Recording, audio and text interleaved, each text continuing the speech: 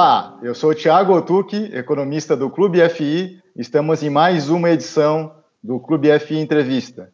E antes de chamar a nossa convidada de hoje, eu gostaria de deixar aqui alguns recados. Então, se você está gostando das nossas entrevistas, lives e demais vídeos, faça sua inscrição aqui no nosso canal do YouTube. Se você gostar dessa entrevista, deixe seu like, faça seu comentário. Também acesse o nosso site, o clubefi.com.br. Lá você vai ter a oportunidade de conhecer uma infinidade de ferramentas, conteúdos, relatórios e carteiras recomendadas. E se você está começando agora nesse mercado, também acesse a nossa área educacional. Lá você vai encontrar o nosso tradicional curso online, que está na sua terceira edição. Bom, a nossa convidada de hoje é a Márcia Castro, que é diretora de Capital Markets da consultoria imobiliária JLL. Tudo certo aí, Márcia? Tudo certo. E você, Thiago? Obrigada, primeiramente, aí pela oportunidade de estar com vocês, de conversar sobre esse mercado que me empolga tanto. Já dedico algumas décadas da minha vida nele. Super obrigada por estar aqui. Estamos em casa, né? Reclusos. Então tá certo, Márcia. Então a gente também agradece, né, a tua primeira participação aqui no nosso programa. Também queria agradecer aqui, né, a Jéssica Panazzolo, né, que é assessora de imprensa da JLL, né, que está acompanhando aqui a entrevista, que ajudou a gente a produzir essa sua primeira entrevista. E para a gente começar, né, como você falou, a gente está na pandemia, a gente vem fazendo aí desde então, uma série de entrevistas, né, até com maior intensidade, conversamos com muitos gestores e analistas, né, então eu fico feliz agora, pela primeira vez, de conversar com vocês que são, né, consultores imobiliários, passar um pouco a visão de vocês. Então, gostaria que você falasse um pouco da tua experiência profissional e também um pouco do que é o trabalho, o que é a JLL, que trabalho que ela faz aqui no Brasil. Com prazer. Realmente, tempos novos, né? Vamos falar um pouquinho da JLL. Trabalho lá há 12 anos, né? Sou responsável pela área de Capital Markets, muito dedicada à venda de ativos. A JLL é uma consultoria imobiliária internacional. Nós nascemos na Inglaterra há 240 anos, então provavelmente devemos ter vendido castelos, ter andado a cavalo, né, ter assinado documentos diferentes de uma escritura que hoje conhecemos. No Brasil, nós estamos há 24 anos, vivemos, respiramos e estudamos o mercado, especialmente para atender as ambições do nosso cliente, né? Então, essa é a nossa missão. Temos um range de serviços lá bastante amplo para atender todos os tipos de necessidade. E vamos aqui tentar explorar com você e dividir as nossas experiências, as informações e o que é esse mercado novo, esse normal atual, porque todo mundo está entendendo do futuro normal, né? Como é que vai ser o novo normal? O novo normal está se formando agora, tá? Então é um prazer estar aqui. Então, Márcia, a nossa audiência conhece bem a estrutura de um fundo imobiliário, então a gente normalmente trabalha, né, nossas entrevistas aqui com os gestores, então o pessoal já sabe que tem o gestor, tem o administrador, que faz lá dentro dessa estrutura de fundo imobiliário, né, a administração fiduciária, né, alguns fundos até não têm gestor, e tem também o papel, muitas vezes, dentro do fundo imobiliário da consultoria, né? Claro que vocês trabalham com todos os mercados, não necessariamente só dentro desse ecossistema dos fundos imobiliários. Mas dentro dessa estrutura de fundos imobiliários, qual é o papel do consultor imobiliário? Você poderia dar alguns exemplos? Com certeza. Desde que nós começamos no Brasil, nós estamos muito próximos desse mercado, que é um mercado que agora, nos últimos 5 anos, vem crescendo bastante. E acho que dá para dar alguns exemplos, aqui um colorido, para que quem não conhece ainda um pouquinho desse mercado possa entender de que forma a gente está colaborando, normalmente nos bastidores, né? Então, primeiramente, uma consultoria imobiliária, a JLL pode ajudar aí na preservação do bem físico, do ativo do fundo, quer dizer, o bem maior que o ativo que o fundo tem, né? Que é o ativo. Então, nós fazemos gerenciamento de propriedades, cuidamos da manutenção, da parte documental, tudo relacionado ao processo, a gente pode cuidar para o fundo. Indiretamente, a gente também ajuda a melhorar a performance do fundo. Pois é, como? alugando áreas ociosas, quer dizer, se algum ativo da carteira do fundo tem área ociosa, a gente pode encontrar um terceiro, um locatário, que possa ter interesse em alugar esse espaço, e, consequentemente, a renda do fundo vai aumentar e a distribuição também aumenta. Então, nós somos aí catalisadores de aumento de renda, vamos entender assim. Um outro exemplo que eu posso te dar é a parte do portfólio em si. A JLL pode contribuir, né, ou uma consultoria imobiliária pode contribuir com a ampliação do portfólio, seja vendendo algum produto da própria carteira ou buscando ativos de maneira proativa. Então, eu cito aqui, no final do ano passado, uma transação bastante relevante, nós vendemos um imóvel de quase 200 milhões de reais, próximo à Paulista, né, para um grande fundo. Então, a gente também trabalha nessa ampliação do portfólio. Em termos de prospecto, normalmente tem um avaliador, também estamos credenciados para fazer a avaliação da carteira, realizamos estudos de high and best use e também havendo necessidade de alguma obra civil, né, nos imóveis, também fazemos, seja nas lajes, seja qualquer obra de adaptação, nós podemos fazer o gerenciamento e tem uma área nossa também que faz o turnkey, que seria a obra fechada. Enfim, a gente está embarcado aí com pessoas, recursos, informações para fazer o que é necessário para que o fundo fique bacana e que os cotistas fiquem felizes.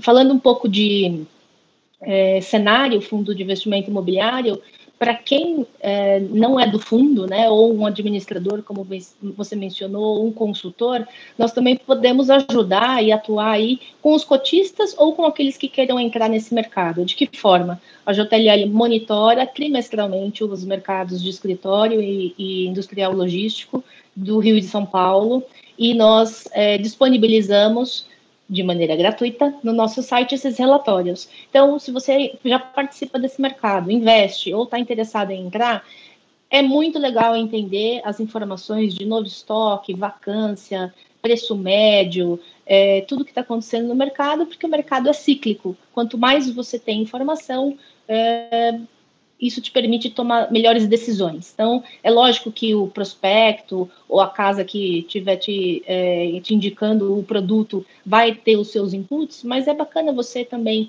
ir atrás, entender como é que funciona o mercado, em que parte do ciclo nós estamos, para que você tome as melhores decisões a partir dos seus objetivos.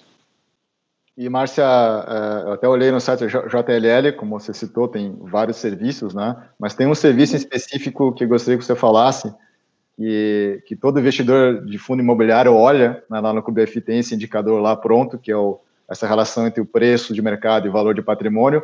Então, vocês, como consultores, realizam esses laudos técnicos de avaliação todos os anos para atualizar, né, o valor patrimonial desses imóveis, correto?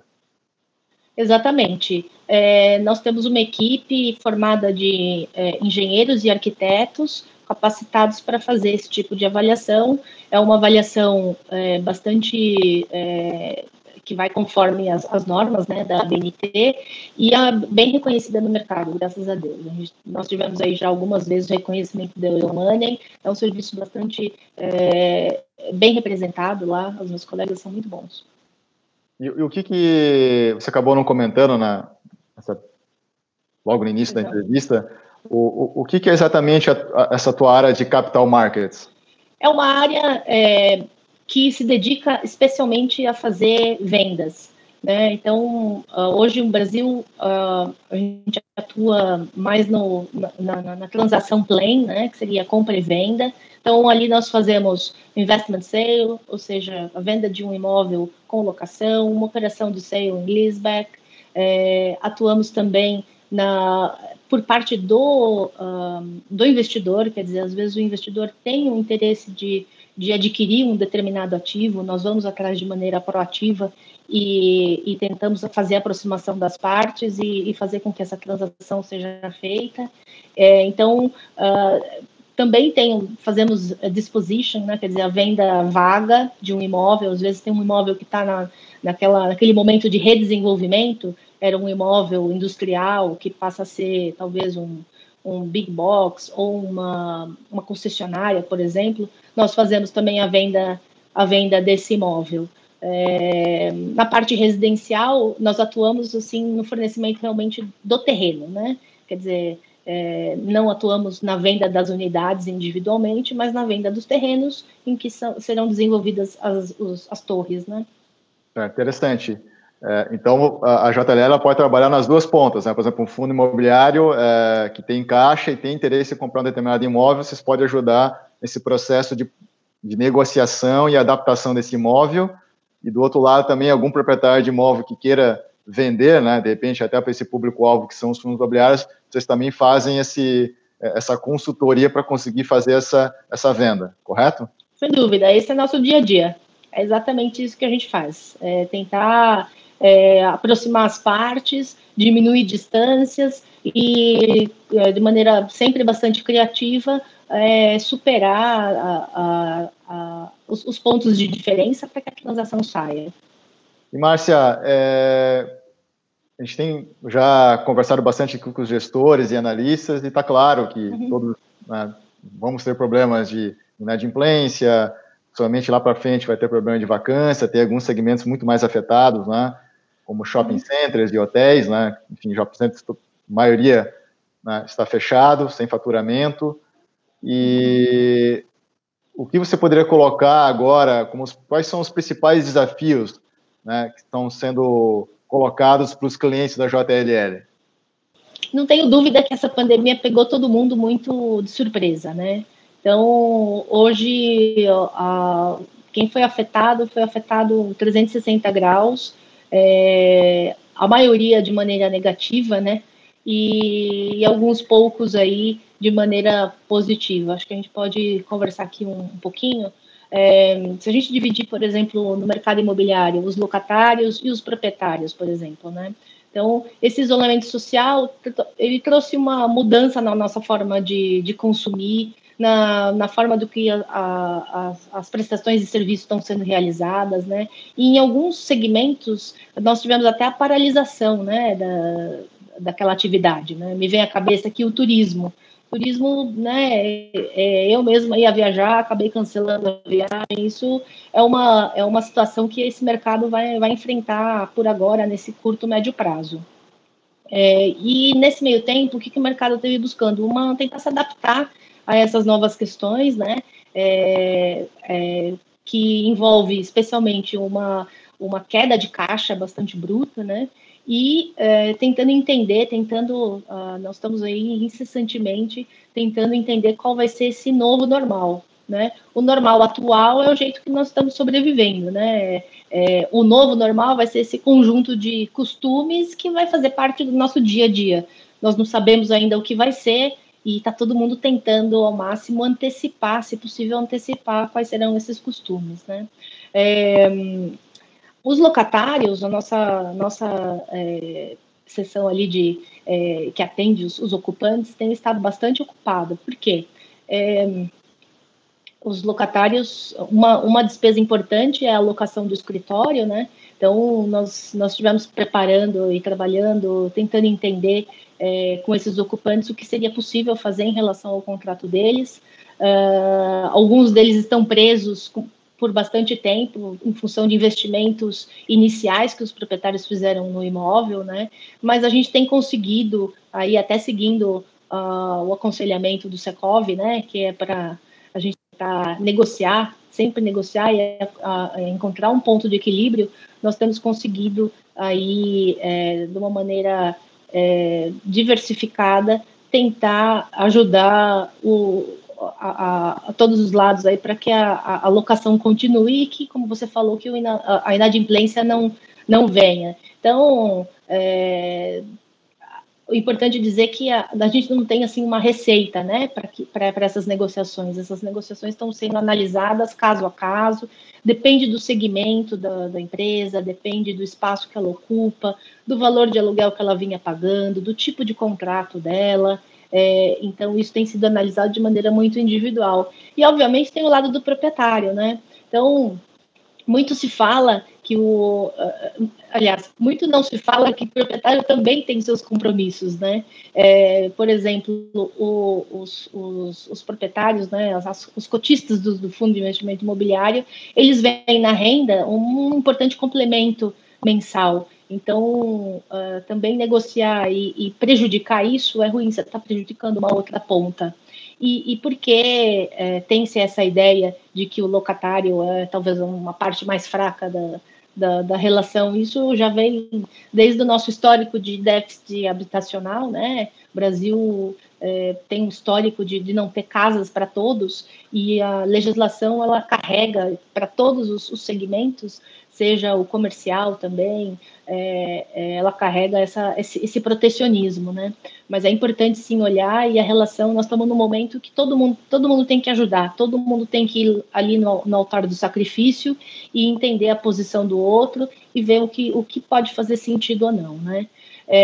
Do lado de proprietários também, Thiago, o que eu posso comentar é que, assim, a gente tem visto empresas vendo o seu capital de giro ir embora, estão sendo empurradas aí para o seu limite, busca de crédito, né, concessão de crédito está mais complicada, né, está mais escasso, o risco, a percepção de risco dos bancos aumentou muito, e muitas empresas já estão explorando conosco uma otimização de portfólio, que também é uma forma de você conseguir capital. Então, a depender do ativo, a gente faz as nossas sugestões, e em algumas delas, até uma operação de sale and leaseback é viável. Então, aquela operação em que o proprietário ele se torna locatário, vende este imóvel, né, e ele se torna locatário. Ele vende o imóvel, passa a ser um locatário pagando aluguel por esse imóvel. A gente tem acompanhado aí de diversas empresas, estamos ajudando elas a analisarem e rentabilizar o portfólio.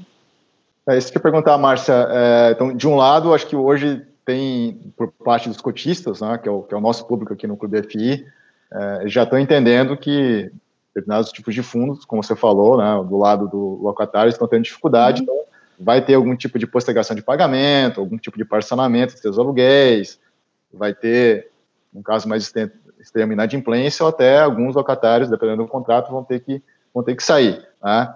De outro lado também, acho que uma questão que a gente, aqui no nosso programa de entrevista, a gente não abordou tanto, que de repente você possa responder, que é exatamente a tua área. Então, quer dizer, esse ambiente econômico, né, sem paralelo aí, né, na história, né, a gente não tem nem como, sem paralelo no sentido que fica difícil prever até qual vai ser o impacto econômico, né, esse ano, quem sabe o que vem. Muitas empresas vão ter dificuldade de caixa, né, obviamente, em vários segmentos.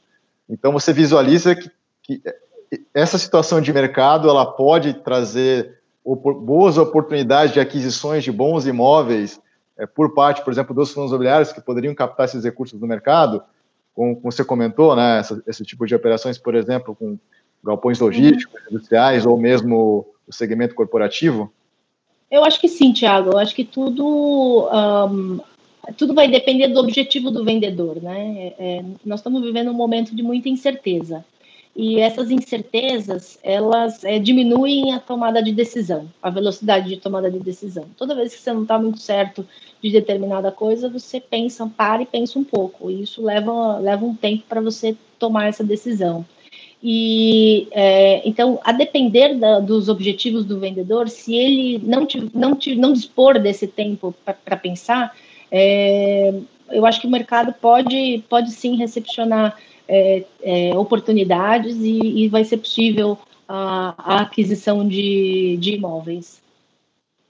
Eu digo que numa situação extrema, onde proprietários precisam de caixas vão ter que, de repente, não gostaria de vender esses imóveis, principalmente porque possivelmente vou ter que vender por preços metro quadrado menores do que estava anteriormente, né? Então, acho que essa pode ser a questão, né, de oportunidade para os fundos imobiliários, principalmente aqueles que têm caixa ou têm possibilidade de fazer novas captações no mercado. E Márcia, especificamente, vocês tinham, como consultores que estão monitorando o mercado, vocês possivelmente tinham um cenário, por exemplo, né, do mercado, principalmente que vocês monitoram mais, né, o corporativo e logístico, antes da pandemia. Quer dizer, com informações que vocês têm até o momento, né, que vocês estão coletando, qual o setor mais impactado, que tipo de impacto maior você vê nesses dois segmentos? O setor corporativo, a gente esperava realmente a gente vinha numa retomada, né? No ano passado, a gente vinha acompanhando a queda da taxa de vacância, no geral, e especialmente no que a gente chama que são as regiões primárias, né? As regiões primárias são 6, eu posso citar aqui Berrini, Chucre, Faria Lima, Itaim, JK, Paulista e Vila Olímpia.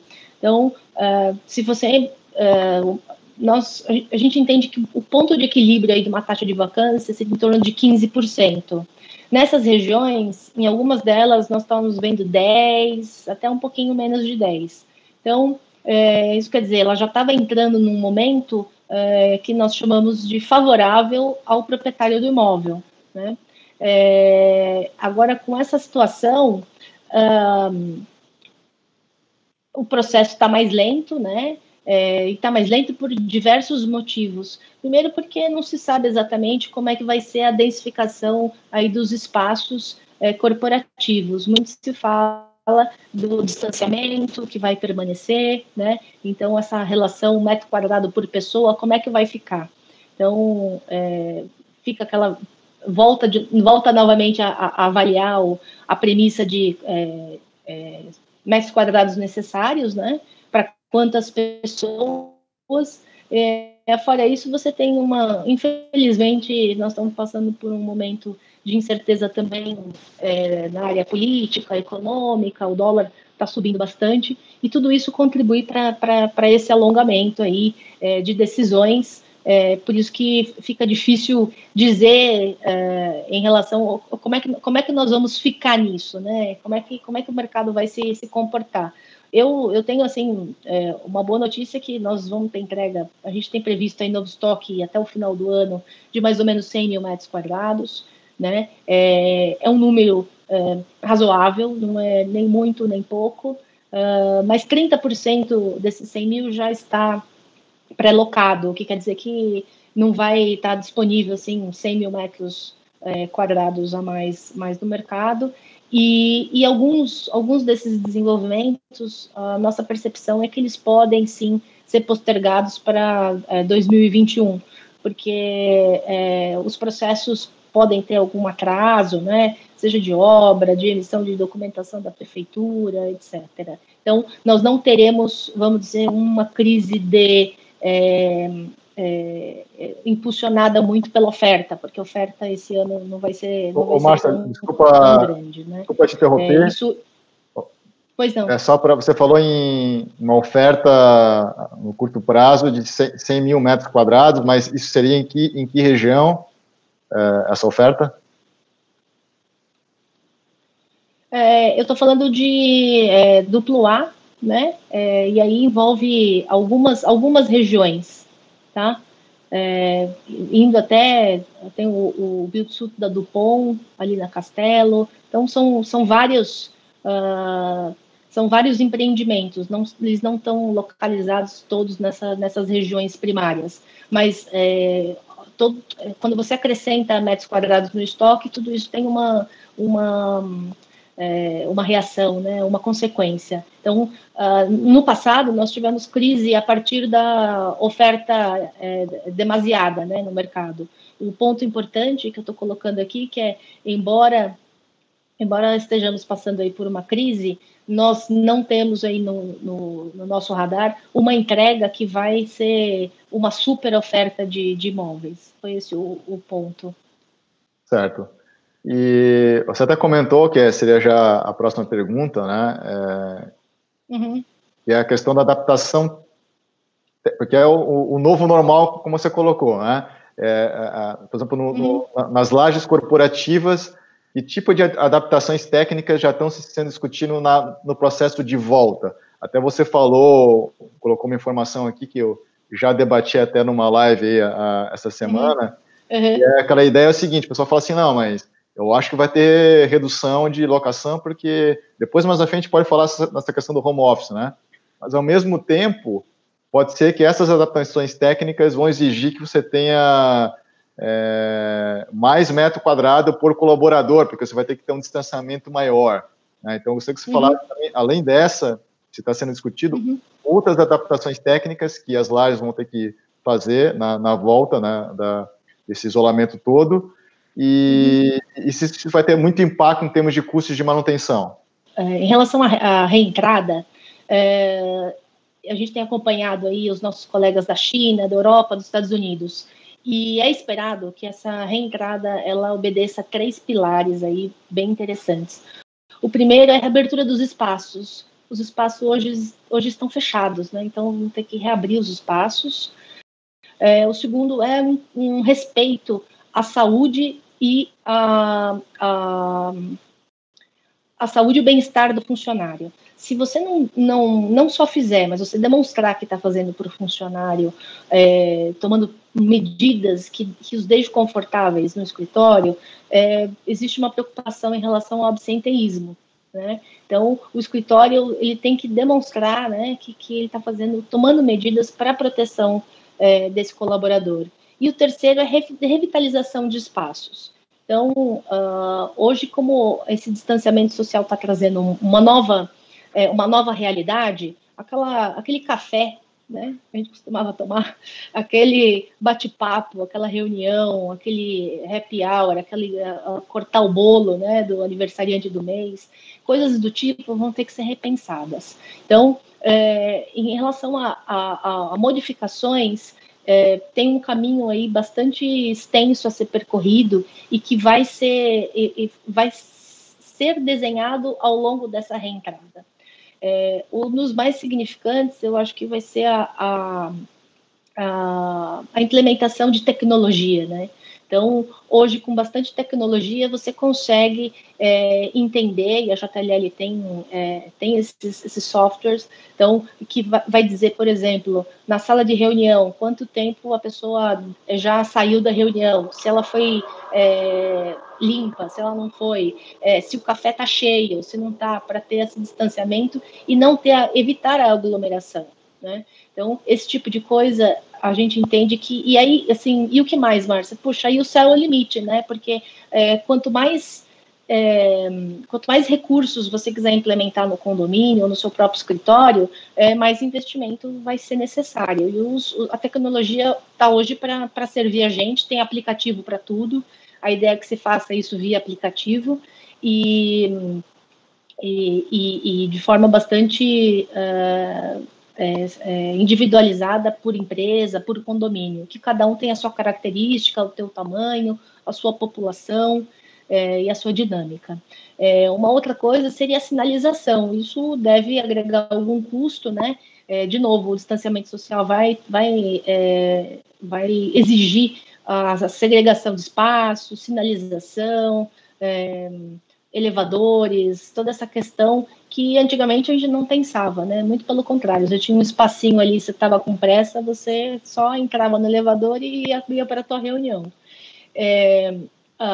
E outras questões que podem vir em normas ou outras que já estão sendo realizadas hoje, por exemplo, fornecimento de máscaras, álcool gel, a utilização de produtos especiais para limpeza, né, de toaletes e de escritório.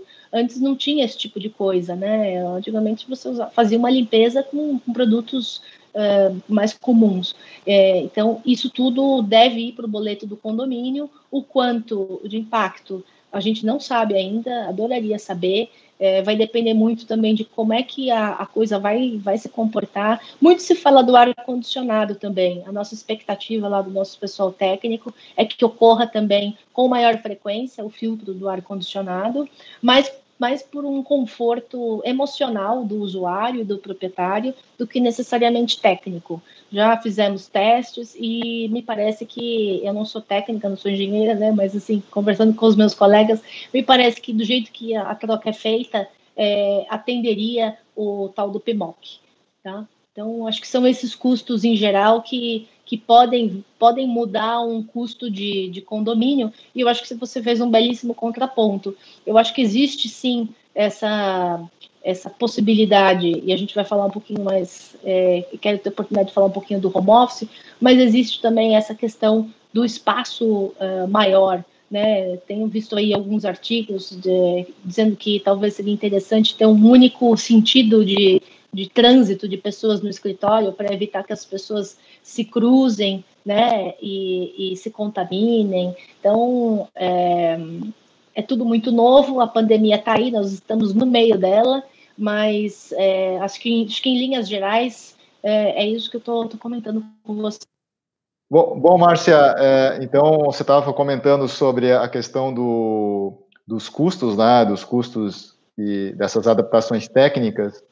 Então, até vou antecipar aqui uma pergunta que ia fazer um pouco mais adiante, em relação a essa questão ainda do ambiente corporativo, a questão do home office, esse equilíbrio, né? Ao mesmo tempo que você, de repente, vai ter pessoas que agora, de forma permanente, as empresas viram, né? Que podem ser também produtivas fora do ambiente do escritório, né? Você poderia ter diminuição do espaço, né? Isso impactaria diretamente os fundos do segmento de lajes corporativas, só que ao mesmo tempo tem essa adaptação técnica. Aí também eu queria que tu falasse um pouco mais, tu falou das várias adaptações, mas a gente está com a previsão que em algum momento, num futuro não muito distante, né, falando no começo do ano que vem, a gente tem a vacina. Mas acho que mesmo com a vacina, tem essa expectativa, né, acho que o mundo realmente mudou no sentido de que a qualquer momento pode surgir um novo vírus, né? Então, acho que esse, de repente, é uma adaptação até que vai ficar definitiva. Então, de qualquer forma, a questão do home office, queria que você fizesse essa avaliação, o que vocês estão pensando aí com os clientes de vocês, e também tem a questão que muitas empresas não estão conseguindo o mesmo nível de produtividade, e tem se comentado também que até empresas, somente que trabalham com tecnologia e inovação, percebem que isso, à distância, é muito difícil, quer dizer, é necessário ter uma equipe no mesmo espaço, presencialmente, para que realmente o trabalho aconteça. Então, você concorda que esse processo do home office já acontecia, ele se acelerou, mas aí também tem essas outras questões que, de repente, vai ter um equilíbrio que não impactaria muito, principalmente nesse mercado que a gente está falando aqui, de um mercado mais classe A, né, que são normalmente os ativos que são de propriedade dos fundos imobiliários.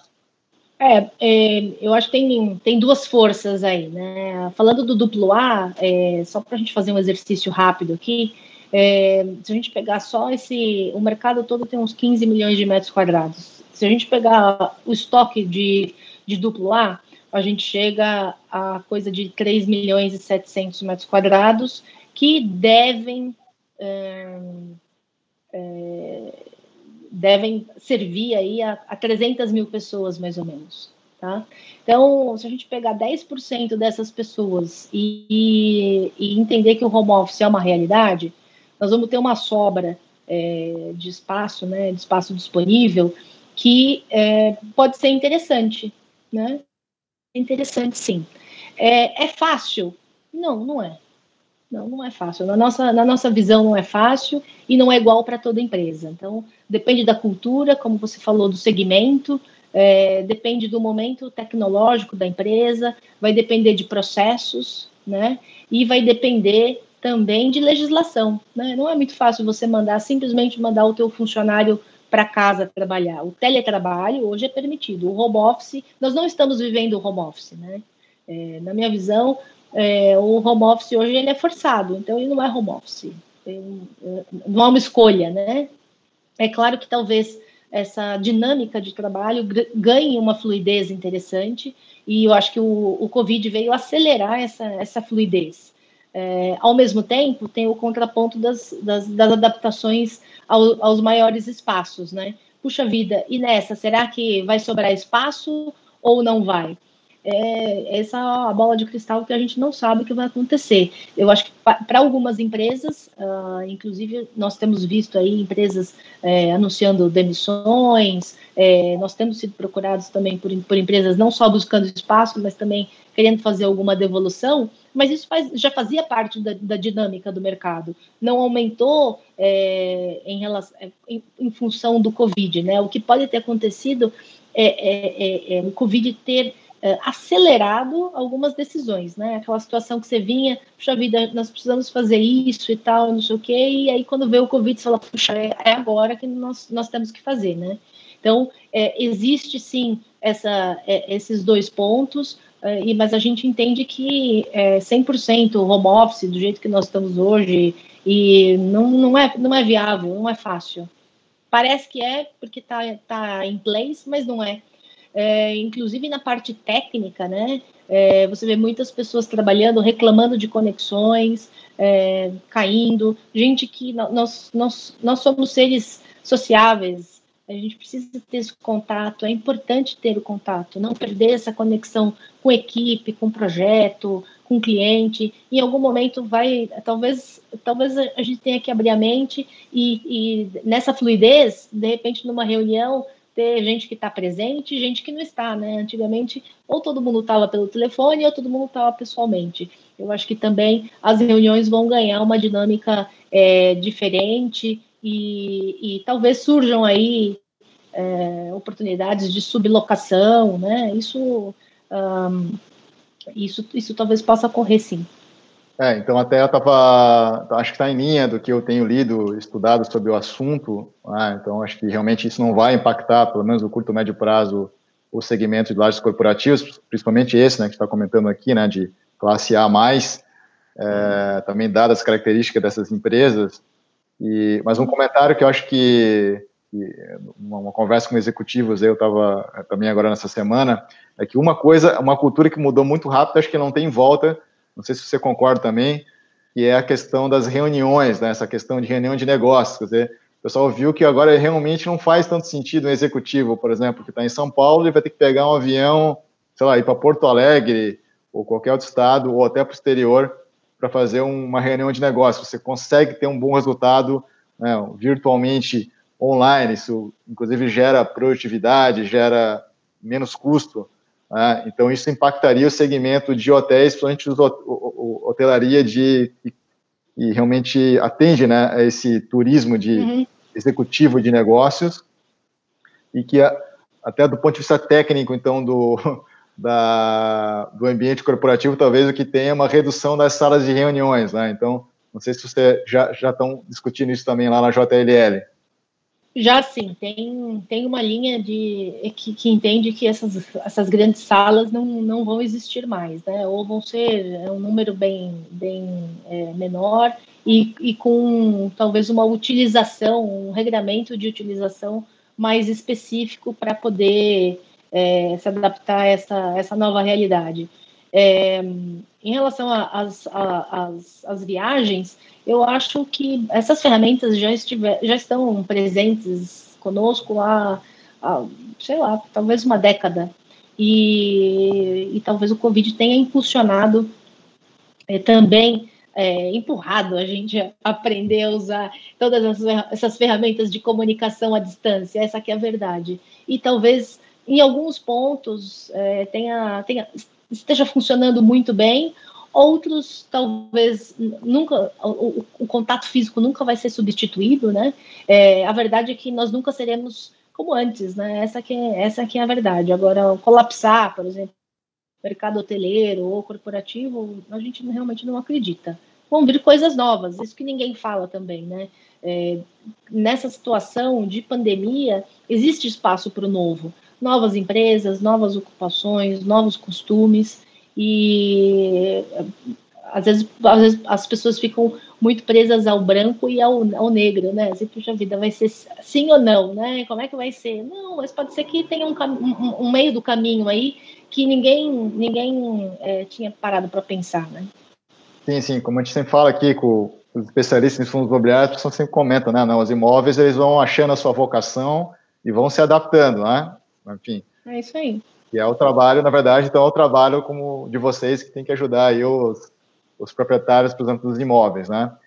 E falando de coisas novas, né, de oportunidades, dentro do mercado aí tem falado também do comércio eletrônico, né, quer dizer, que vai ter uma tendência de crescimento. Isso impactaria shopping center. Eu, particularmente, não acho que isso no Brasil vai acontecer por determinadas características, né, do que é hoje um shopping no Brasil, principalmente os que já estão caminhando para uma adaptação no sentido de oferecer mais entretenimento e serviços de forma geral, do que vender roupa ou calçados ou eletroeletrônicos, né? E também a questão daí dos galpões logísticos, né? Que é essa questão desse efeito last mile, né? Quer dizer, ter galpões talvez não tão grandes, mas que sejam mais próximos dos centros urbanos. Então, como é que vocês estão enxergando essas oportunidades agora dentro desse segmento específico de galpões logísticos? Respondendo a tua pergunta, Thiago, em relação ao mercado logístico e industrial, se a gente fizer um comparativo com o corporativo, esse talvez tenha sentido menos, né? Essas mudanças, né?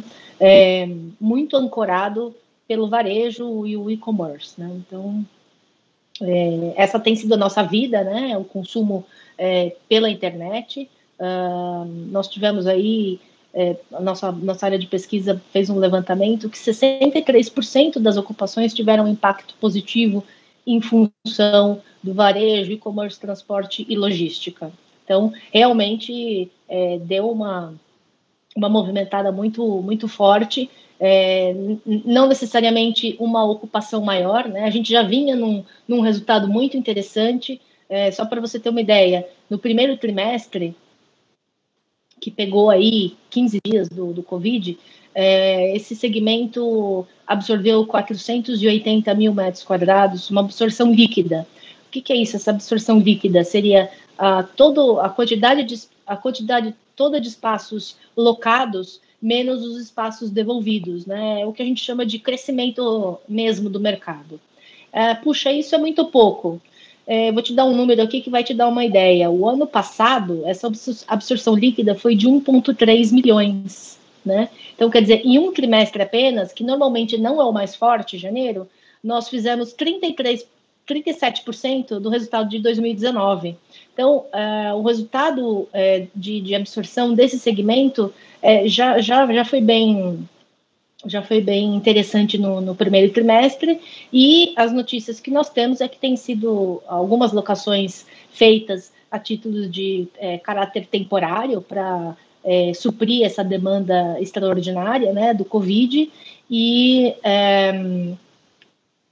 assim, esse mercado eu adoro, o mercado industrial, ele parece simples quando você passa pela rodovia, você vê aquela construção, né, meio caixa, parece que é uma coisa simples, mas ele não é simples. Toda vez que um ocupante vai estudar um imóvel, uma mudança, ele estuda diversos aspectos. Então, você tem localização, você tem acesso, você tem tempo de chegada ao consumidor final, você tem, por exemplo, a cadeia de supply chain, você tem o tempo de armazenamento daquele produto, o custo do frete, que é super relevante, né? E então esse mercado ele se torna resiliente. Então, quando tem essa crise, o ocupante desse galpão ele não simplesmente vai embora, ele tem que estudar primeiro o que ele vai fazer com a malha de distribuição dele, né?